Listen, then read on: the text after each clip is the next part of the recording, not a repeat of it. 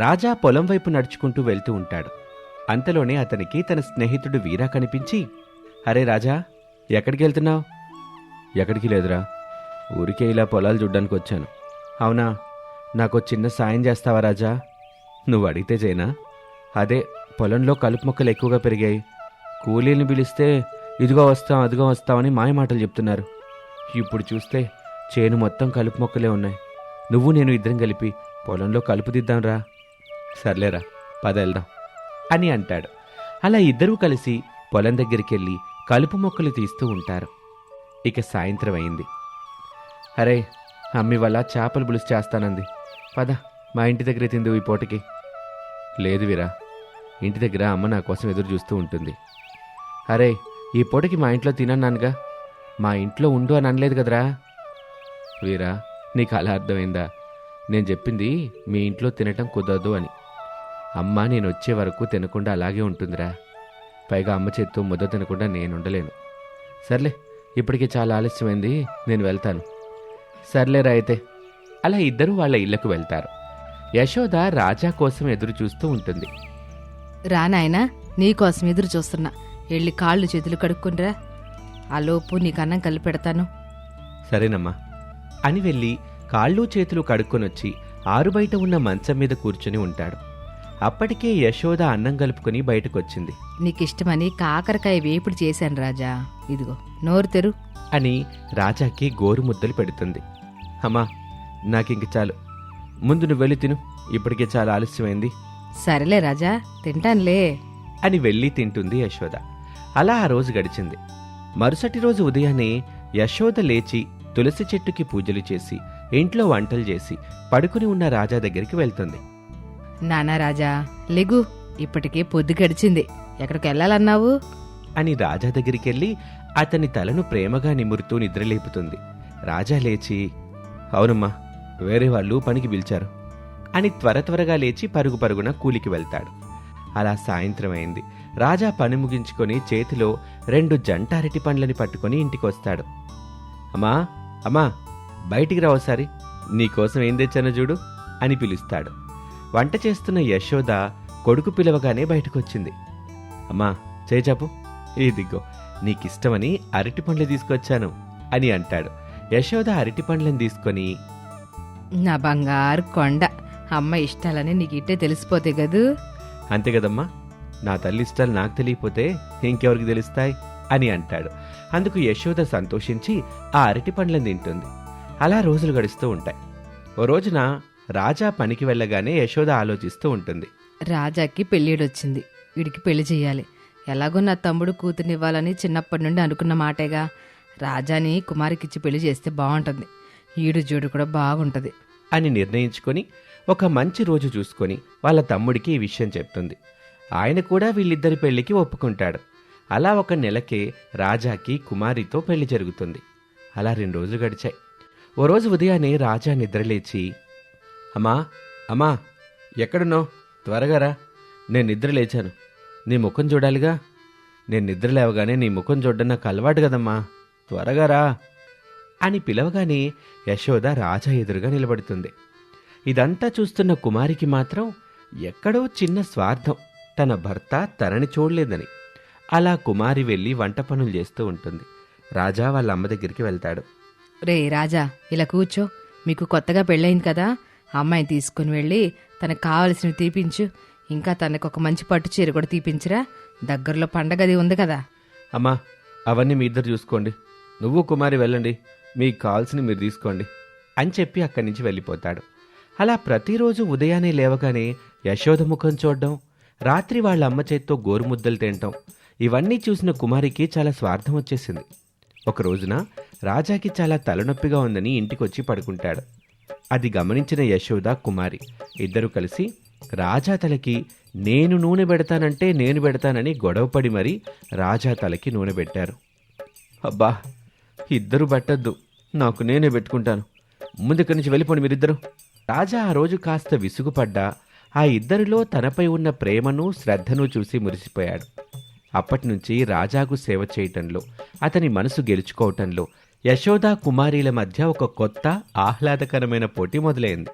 ఒక రోజున యశోద రాజా కూర్చున్న మంచం దగ్గరికి వచ్చి, రే రాజా, ఇదిగో నువ్వు ఇష్టంగా తినే పాలకో చేశాను, ఇప్పుడే తిన్నానా? అది చూసిన కుమారి వెంటనే పళ్ళెంలో వేడివేడి పకోడీ పెట్టుకొనొచ్చి, అయ్యో అత్తయ్య, బావకి ఇప్పుడే తీపొద్దులే, పొలంలో చాలా కష్టపడి వచ్చాడు కదా, వేడివేడిగా పకోడీ తింటే బాగుంటుంది. ఇవిగో నేనే స్వయంగా చేసిన కొత్తిమీర పచ్చడి పకోడీలు. బావా, ముందు ఇవి తిను. రాయ్ కుమారి, నేను చేసిన కోవ ఎంత బాగుంటుందో రాజాకే తెలుసు. నువ్వు చేసిన పకోడీల తర్వాత తింటాడులే గాని, రాజా నోరు తెరు అని అంటుంది యశోద. అంతలోని కుమారి, ఓహోహో అత్తయ్య, మీరు కోవా తినిపించారంటే నేను పకోడీలు తినిపించకుండా ఉంటానా? బావా, ఇదిగో నా పకోడీలు కూడా తిను అని తన పకోడీలు కూడా తినిపిస్తుంది. అమ్మో, మీరిద్దరూ నాపై ఇంత ప్రేమ చూపిస్తుంటే ఎలా ఆపాలి? మీరిద్దరూ ఇలా పోటీ పడ్డం నాకు సంతోషంగానే ఉంది అని అంటాడు రాజా. ఆ తర్వాత రోజు నుంచి వారిద్దరూ ఇంటి పనుల్లో రాజా పట్ల శ్రద్ధ చూపించటంలో ఒకరిని మించి మరొకరు చెయ్యాలని ప్రయత్నించేవారు. అత్తయ్య, బావ బట్టలు నేను ఉతుకుతాను, నేను ఉతికితే తెల్లగా మెరిసిపోతాయి. ఓసి వెర్రిదానా, రాజా బట్టలు ఉతకడంలో నాకంటే బాగా ఎవరు చేయలేరు కదా రాజా? అవునమ్మా, నువ్వు ఉతికితేనే నాకు తృప్తి అని అనగానే కుమారికి కోపం వస్తుంది. కోపంగా అక్కడి నుంచి వెళ్ళిపోతుంది. రాజా కూడా పనికెళ్ళి సాయంత్రం ఇంటికొస్తాడు. ఇంటికి రాగానే, అమ్మా కుమారి, ఇద్దరు ఇట్రండి, మీకోసం పళ్ళు తీసుకొచ్చాను. నా బంగారు కొండ, నీకెంత పనున్నా ఈ అరటి పండ్లు తేవడం ఎప్పుడూ మర్చిపో. బావా, నువ్వు ఇవి తెచ్చావు సరే, నేనేమో నీకు ఇష్టమని నిన్న రాత్రి నుంచే బొబ్బట్లు చేశాను, ఇప్పుడు వేడి చేసి తీసుకొస్తాను. కోళ్ళ, అదొద్దు, నువ్వు కాసేపు ఆగు. రాజా, నీకు ఇష్టమని ఈరోజు నేను ఇంట్లో ఉన్న వస్తువులతోనే మంచి ఆరోగ్యకరమైన ఉలవచారు చేశా, ముందు తాగు, అప్పుడు బొబ్బట్లు తిందు. అత్తయ్య, బావకి ఈ రోజంతా నేను చేసిన సేవలే గుర్తొస్తాయి. నా ముద్ద నా చేతితో తింటే నీరసం పోతుంది బావకి. రేయ్ రాజా, నేనే కదా చిన్నప్పటి నుండి నీకు చేసి పెట్టాను, నా చేతి రుచి నీకు తెలుసు కదా. అలా ఇద్దరూ రాజాపై ఉన్న ప్రేమతో ఒకేసారి తమ తమ పదార్థాలను అందిస్తూ గొడవపడుతూ ఉంటారు. రాజా చెప్పు, నీకు తల్లా పెళ్ళామా? ఇద్దరిలో ఎవరిని బాగా ప్రేమిస్తావు? బావా, తల్లా పెళ్ళామా? ఇద్దరిలో ఎవరి ప్రేమని మొదట తీసుకుంటావు అని ఇద్దరూ అడిగారు. రాజా వాళ్ళిద్దరినీ ఒక పక్కన ప్రేమగా కూర్చోబెట్టుకుని ఇలా చెప్పాడు. అమ్మా కుమారి, తళ్ళా పెళ్ళామా అంటే ఏం చెప్పాలి? ఈ సృష్టి తల్లి లేకుండా ఉంటుందా? అమ్మా, ఈ సృష్టిలో మనం ఏ రూపంలో జన్మించినా దానికి మూలం తల్లి. నువ్వు లేకపోతే నేను లేను కదా. నా జీవితానికి, నా అస్తిత్వానికి మూలం నువ్వు నా దేవతవి, నా గుడివి. ఇంక కుమారి, నువ్వు వచ్చాక నా జీవితానికి ఒక తోడొచ్చింది. నువ్వు నా జీవితంలోకి వచ్చావు కాబట్టే నా ఇంటికి దీపం వచ్చింది. కొత్త జీవితానికి నాంది భార్య. మన ఇద్దరి భవిష్యత్తుకి, మన వారసత్వానికి ఆధారం నువ్వు నా శక్తివి, నా సర్వస్వానివి. మీరిద్దరూ నాకు రెండు కళ్ళలాంటివారు అని అనగానే వాళ్ళిద్దరూ ఒకరి ముఖాలు ఒకరు చూసుకుంటారు. చూడండి, నన్ను సృష్టించిందమ్మా, నా ప్రపంచాన్ని నిలబెట్టింది నువ్వు. ఒకరు భూమి లాంటివారు, మరొకరు పంట లాంటివారు. మీరిద్దరూ నాకు రెండు కళ్ళు. మీరిద్దరూ నాకు కావాలి. అంతేకాని మీలో ఒకరు ఎక్కువ, ఒకరు తక్కువ కాదు. నాకు మీరిద్దరూ సమానమే. మీరిలా పోటీపడి నన్ను ఇబ్బంది పెట్టద్దు అని అంటాడు. ఆ ప్రేమ మాటలకి యశోద కుమారి ఇద్దరూ మరింత సంతోషించి ఆ రోజు నుంచి పోటీ పడకుండా సంతోషంగా జీవిస్తూ ఉంటారు. ఒక చల్లని సాయంత్రం ఊరి మనుషులు కొందరు రచ్చబండ దగ్గర నించొని వాళ్ళ జీవితాల గురించి మాట్లాడుకుంటూ ఉంటారు. అదే సమయంలో ఒక యువజంట కొత్తగా ఊళ్ళోకొస్తూ కనిపించటంతో అందరూ వాళ్ళని ఆశ్చర్యంగా చూస్తారు. ఓసే సీతమ్మ, ఈ మొఖాలని ఎక్కడో చూసినట్టు గుర్తు కూడా రావట్లేదే. వీళ్ళు మన ఊరోళ్ళేరా? పైగా సంచులు పట్టుకుని వస్తున్నారు. కొంపదీసి ఎవరింటికైనా కొత్తల్లుడు వస్తున్నాడంటావా? కొత్తల్లుడైతే కనీసం ఆ అమ్మాయి అయినా మనకు తెలిసి ఉండాలి కదా.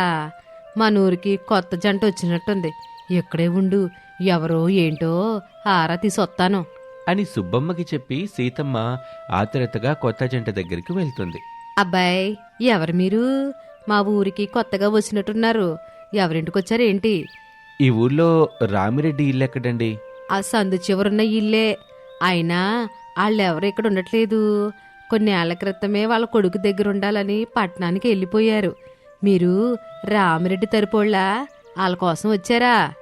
మేమొచ్చింది రామిరెడ్డి ఇంటికే అండి, కానీ వాళ్ళ కోసం కాదు. వాళ్ళ తరపు వాళ్ళం అంతకన్నా కాదు అని చెప్పి తన భార్యను తీసుకుని అక్కడి నుంచి వెళ్తూ ఉంటాడు అతను.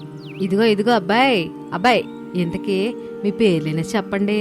అలా పేర్లు కూడా చెప్పకుండా వెళ్తే ఎలాగూ? నా పేరు శివ అండి, ఈవిడ నా భార్య సత్య. సరే నేను వెళ్తాను అని చెప్పి క్షణం కూడా ఆలస్యం చేయకుండా శివ సత్యాన్ని తీసుకుని అక్కడి నుంచి వెళ్ళిపోతాడు. సీతమ్మ రచ్చబండ దగ్గరికి వచ్చి వాళ్ళ గురించి చెప్తూ ఉంటుంది. ఏమే సీత, చూసావా ఎంత పొగర కాకపోతే వాళ్ళు అట్లాంటి సమాధానాలు చెప్తారు. ఎలాగైనా సరే వాళ్ళ పొగరు దించెయ్యాలి. ఎక్కడికి పోతారు? మా నూర్లే కదా ఉంటారు. సరే సరే ఇంటికి వెళ్దాం పద. లేదంటే మన ఇంట్లో మన మొగ్గుళ్ళు అరుపులు కేకలు పెట్టి మొనగాళ్ళు అయిపోతారు మళ్ళీ. అవునవును, వాళ్ళు ఎంత తిరిగినా ఎంత అర్ధరాత్రులు ఇంటికొచ్చినా మనమేమి అనకూడదు. మళ్ళీ దానికి కారణం ఉందని చెబుతారు. మనం చీకటి పడిన తర్వాత ఇంట్లో కనిపించకపోతే మాత్రం మళ్ళీ మన మీదే అరుస్తారు. అనగానే వాళ్ళిద్దరూ నవ్వుకొని అక్కడి నుంచి ఎవరింటికి వాళ్ళు వెళ్ళిపోతారు. తర్వాతి రోజు ఉదయాన్నే సీతమ్మ సుబ్బమ్మ ఇంటి ముందు ప్రత్యక్షమవుతుంది. అబ్బా వచ్చావా? నేనే నీ దగ్గరకు వద్దామని అనుకుంటున్నాను.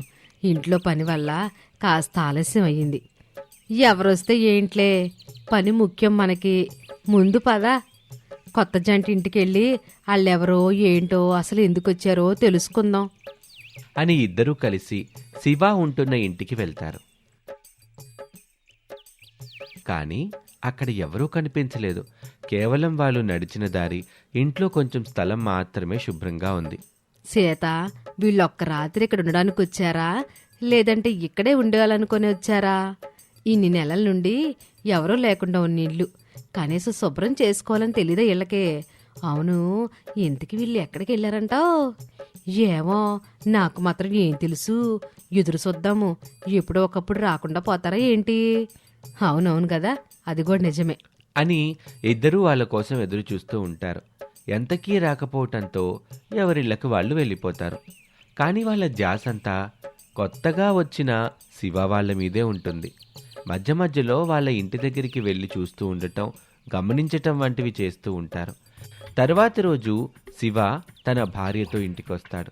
వెంటనే సుబ్బమ్మ, సీతమ్మ పరుగు పరుగున వాళ్ళ దగ్గరికి వస్తారు. బాబు, మొన్న మీరొచ్చారు, మళ్ళీ తర్వాత కనిపించనే లేదు, మళ్ళీ ఇప్పుడు కనిపిస్తున్నారు.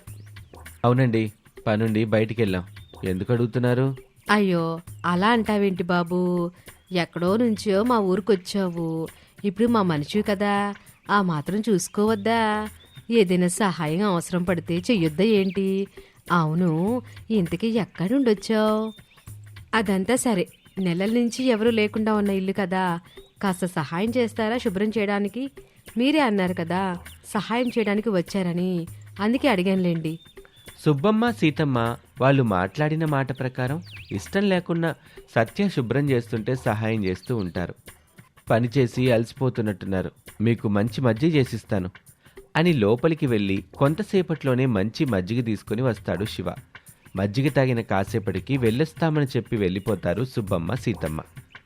అమ్మదేవుడా, నా ఇంట్లో కూడా నేను ఎంత పని ఎప్పుడూ చేసింది లేదు. కొండంత పని చేయించుకొని వాంచింటికంత మజ్జిగ పోసి పంపించారు. అదంతా సరే, ఇంతకీ వాళ్ళెవరో ఏంటో చెప్పనే లేదు. విడ్డూరం కాకపోతే మగ మనిషి మజ్జిగ చేసేవడం ఏమిటే? ఏమోలే, వాళ్ళని చూస్తేనే చాలా వింతగా విచిత్రంగా ఉంది. ఏం చేయడానికి వచ్చారో ఏమిటో అని మాట్లాడుకుంటూ ఇళ్ళకి వెళ్ళిపోతారు. ఇంటికి వెళ్ళగానే సుబ్బమ్మ భర్త సుందరం గట్టిగట్టిగా అరుస్తూ ఉంటాడు. ఓసేయ్, ఎవరికీ చెప్పకుండా ఎక్కడికి వెళ్ళావే? ఎక్కడెక్కడ నెతకాలి నీకోసం? పొద్దున్నుంచి ఇంట్లో అన్నం వండింది లేదు, ఇంటి జాస లేదు, బెల్లం కొట్టిన రాయిలట్ట నోరు మెదపకుండా ఉంటావే. నోరు తెచ్చి మాట్లాడు. ఒంట్లో రవ్వంత ఓపిక కూడా లేదు, నేనేం మాట్లాడలేనయ్యే ఇప్పుడు అని వెళ్ళి మంచంపై వాలిపోతుంది. ఏమైంది దీనికి? ఎంత వింతగా ప్రవర్తిస్తుంది? ఎవరింట్లో అయినా ఎవరికైనా అప్పాలు చేసి వచ్చి ఉంటుంది, అందుకే అలాంటి పనులు తప్ప ఇంకేం పనులు ఉంటాయి వీళ్ళకి అని అనుకుంటూ సుందరం తనలో తాను మాట్లాడుకుంటూ ఉండగా బంగారి అటు వెళ్ళటం చూస్తాడు. ఒరేయ్ బంగారి, ఇలారా, ఇవాళ మా ఆవిడ మీ ఇంటికి వచ్చి పిండి వంటలు ఏమైనా చేసి పెట్టిందా? లేదురా సుందరం, మా ఆవిడ ఇందాకే ఒంట్లో ఓపిక లేకుండా అలసిపోయి ఇంటికి వచ్చింది. మీ ఇంట్లో ఏమన్నా అప్పాలు చేసుకున్నారేమో, అందుకే మీ ఇంటి దగ్గర ఉండి ఉంటుందని నేను అనుకున్నాను. మరి మీ ఇంట్లో లేకుండా మా ఇంట్లో లేకుండా వీళ్ళిద్దరూ ఉదయం నుండి ఎక్కడికి వెళ్ళారంటావు? అదే ఆలోచిస్తున్నాను రా. కానీ ఏమీ తట్టట్లేదురా. అవును, మన ఊరికి కొత్తగా ఎవరో వచ్చారంట. ఇంతకీ వాళ్ళు ఎవరో ఏంటో కనుక్కున్నావా? ఏమో, ఎవరితోనూ సరిగా మాట్లాడడం లేదంట. ఎవరేం అడిగినా తెక్కగా సమాధానం చెప్పటం, లేకపోతే మాట దాటేయడం చేస్తున్నారంట. అవునా? వాళ్ళ సంగతి ఏంటో రేపు చూద్దాంలే. ముందు మన భార్యల్ని చూసుకుందాం. సరే, నేను సామాన్ కోసం సెట్టుగారి దగ్గరికి వెళ్తున్నాను. సరే మరి, రేపు కలుద్దాం అని చెప్పి వెళ్ళిపోతాడు బంగారి. సుందరం వాళ్ళ గురించి ఆలోచిస్తూ ఉంటాడు. తర్వాత రోజు ఉదయాన్నే సుందరం పని మీద రచ్చబండ దగ్గర నుంచి వెళ్తూ ఉండగా అక్కడ మంత్రించిన నిమ్మకాయలు కనిపిస్తాయి. వెంటనే కనిపించిన వాటిని చూపిస్తూ అక్కడికొచ్చిన వాళ్ళందరికీ చెప్తూ ఉంటాడు. ఎన్నడూ లేంది మన ఊర్లో ఇలా కొత్తగా మంత్రించిన నిమ్మకాయలు నడిచే దారిలో పెట్టడం ఏందబ్బా? నాకు తెలిసి ఇదెవరో కొత్త వాళ్ళ పని అయి ఉంటది. కొత్తగా అంటే రామిరెడ్డి ఇంటికి వచ్చిన వాళ్లే ఉన్నారు. వాళ్లే దీనికి సరైన సమాధానం ఇవ్వకుండా తప్పించుకొని తిరుగుతున్నారు. అసలు వాళ్ళు ఎవరో ఏంటో. అవును, ఈ ఇల్లన్నది కూడా నిజమే రోయ్. పద, ఇప్పుడే వెళ్ళి వాళ్ళ సంగతి చూద్దాం అని అందరూ అనుకుని ఒక్కసారిగా శివ ఇంటి మీదకి వెళ్తారు. శివ సత్య పడుకుని ఉండటం చూసి రాత్రంతా మెలకువతో ఉండి ఊళ్ళో మంత్రతంత్రాలు చేయటం వల్లే ఇంత పొద్దెక్కినా లేవకుండా పడుకొని ఉన్నారని వాళ్ళు అనుకొని పక్కనే బిందెల్లో ఉన్న నీళ్ళని వాళ్ళపై విసురుతారు. ఆ హఠాత్ పరిణామానికి ఒక్కసారిగా ఉలిక్కిపడి లేచి కూర్చుంటారు శివ సత్య. ఏయ్, ఏంటిది? మా ఇంటికొచ్చి పడుకునున్న మా మీద ఎందుకు ఇలా నిలిపోశారు? పొద్దునే బుద్ధి లేకుండా ప్రవర్తిస్తారేంటి? ఎవర్రా బుద్ధి లేకుండా ప్రవర్తించేది? మీరు ఊర్లోకి వచ్చి ఊరిని ఏం చేయాలనుకుంటున్నారో చెప్తారా? ఊరికి మీ వల్ల సమస్య ఉందని తెలుస్తుంది. ఇంక మిమ్మల్ని వదిలిపెట్టేది లేదు. మీరు ఎక్కడైతే దిష్టి తీపి మంత్రించి నిమ్మకాయలు పెట్టారో అక్కడే చెట్టుకి మిమ్మల్ని కట్టేసి ఊరికి దిష్టి తీస్తాం. మమ్మల్ని మీరు అనుమానిస్తున్నారా? దొంగలకి దోచుకోవడానికి దారిచ్చి అమాయకుల్ని అనుమానించడం ఈ ప్రపంచానికి ఎప్పుడూ అలవాటే. మేము ఊరికే మీ ఊరు చూడ్డానికేం రాలేదు, పని మీదే వచ్చాం. పని మీద వచ్చారా? ఏంటా పని?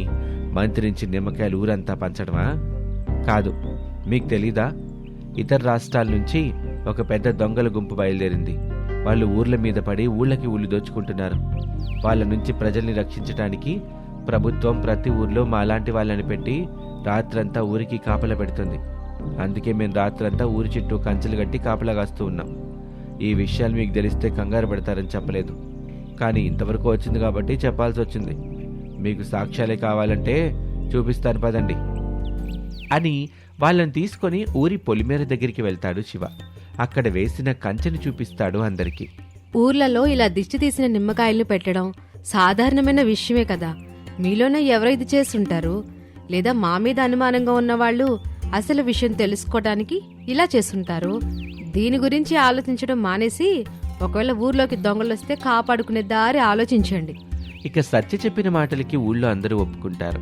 ఆ రోజు నుంచి ఊరి ప్రజలందరూ సత్య శివాకి రోజుకి కొందరు అని వంతుల వారీగా సహాయం చేస్తూ వాళ్ళ ఊరిని కాపాడుకునే ప్రయత్నం చేస్తూ ఉంటారు.